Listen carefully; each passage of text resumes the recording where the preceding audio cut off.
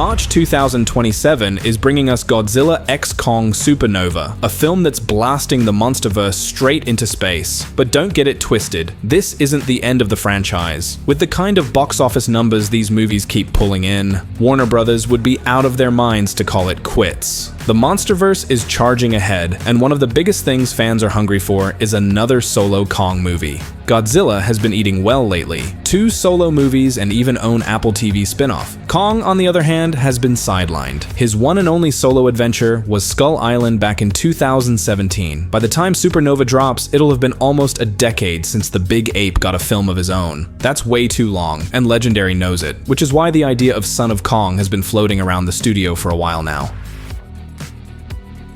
And this isn't just fan chatter. Even before the new Empire came out, there were actual reports that Warner Brothers was seriously considering Son of Kong as the next step. In the end, they decided to close out the Godzilla x Kong trilogy first. But the fact that Son of Kong is still very much on the table is a huge deal. Nobody at Warner has denied it, and silence usually means plans are already cooking. Plus, the new Empire practically teed it up. The movie introduced Zuko, the youngest member of Kong's species, and his dynamic with Kong screamed father and son. The stubborn, inexperienced kid paired with the grizzled mentor? That's not a side plot, that's a setup. It's the kind of bond that could fuel an entire movie, Kong passing down not just survival skills, but the legacy of his whole species.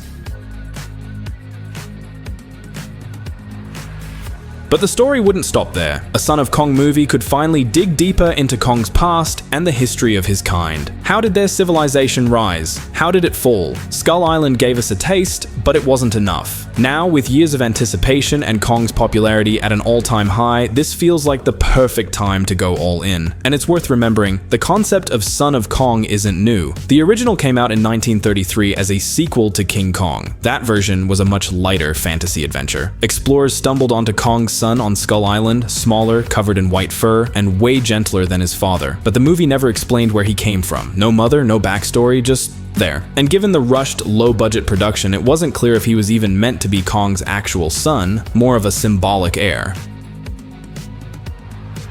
That's probably the path Legendary would take too. Not in cutting corners, but in theme. It's unlikely this version of Kong suddenly has a biological kid. That's not what these films are about. They're about legacy, mentorship, and passing the torch, which makes Zuko the obvious choice. He's already been introduced, audiences know him, and his arc is ready to grow. All that's left is to build him up. Let him evolve, develop his own strength and personality, and he could easily become one of the franchise's central players. And this isn't just theory. Even before the new Empire premiered, producers were hinting that 2 characters would be essential going forward, Jia and Zuko. At the time, it sounded like standard studio hype, but looking back, it feels like they meant it. Sure, Zuko didn't get much screen time, but the seeds are planted. He's not just a background character, he's a seed meant to grow. He could evolve into something unique, maybe even more intelligent than any Titan we've seen. Imagine him starting to understand humans, maybe even communicating with them through gestures, symbols, or even language. That would make Zuko the perfect counterbalance to Jia. She was humanity's bridge to the monsters. Zuko could be the monsters' bridge back to humanity. That's not just cool, it's groundbreaking. Son of Kong has the potential to completely refresh the MonsterVerse, not just with another Titan brawl, but with a story built on legacy, emotion, conflict, and answers we've been waiting for about Kong's ancestors. Take Scar King, for example. He was hyped up as this layered villain with a tragic past, but in the end he was just a brute dictator. The trailers showed us everything he was. No extra depth. That's why Son of Kong feels so necessary. It could finally give Kong his fullest arc, not just as a monster, but as a true king, a leader, a symbol of growth. There's also a growing theory among fans that Son of Kong could be the first MonsterVerse movie to bring in a villain that isn't just a rival Titan, but an entirely new kind of threat, something more cosmic, connected directly to the Supernova events. Instead of a physical brute like Scar King, the story might pit Kong and Zuko against an enemy that manipulates minds, influences tribes, or even corrupts Titans from within. That would make Zuko's growth even more essential, because the new generation would need not only strength, but resilience against an enemy that doesn't play by the old rules. On the rumor side, a few insiders have hinted that Legendary has already tested early concept art for Son of Kong featuring a younger, more agile Zuko wielding primitive weapons forged inside the Hollow Earth. If that's true, it means the studio could be leaning into a more mythological, almost heroic direction for the character, less of a simple beast and more of a symbol of a new era. Fans are already speculating that Zuko could be the first Titan to actually fight like a warrior, blending animal ferocity with something closer to strategy or even culture.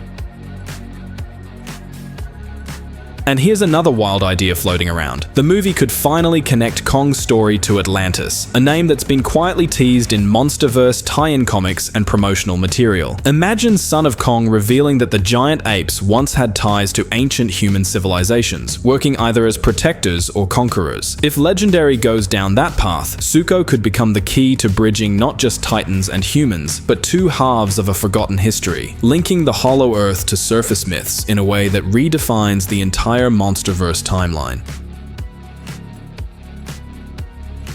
Right now, Kong's arc feels unfinished. By the end of the New Empire, he had earned the crown, officially recognized not just as a survivor, but as a leader. That's huge, and it can't just be left hanging. Dropping that thread would be a mistake. Some fans even think Kong might die in Godzilla x Kong 3, a way for Legendary to finally raise the stakes. Critics often point out that no one really dies in the MonsterVerse, that villains are taken out too easily, and the danger never feels permanent. Killing Kong would definitely change that. It would shock audiences, add drama, and could even launch Zuko's story as his heir.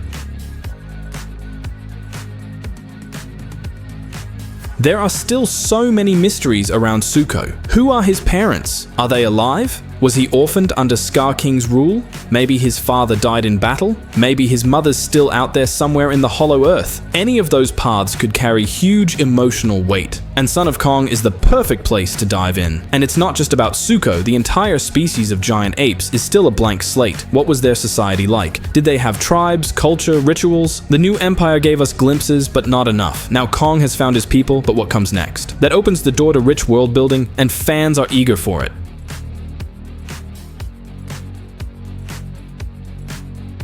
Legendary knows this. The producers have said multiple times the MonsterVerse has to stay balanced. Godzilla and Kong as equals, which means Kong needs another solo outing, and Son of Kong fits like a glove. It was on the table before, only delayed so the studio could wrap up Godzilla x Kong 3. Now that trilogy is almost done, the next logical step is Kong's continuation. Son of Kong isn't just a rumor, it's a very real possibility, and all signs point that way. Zuko's been introduced. Kong's arc isn't finished, and audiences want more than just epic battles. They want the heart behind the monsters. That's exactly what Son of Kong can deliver.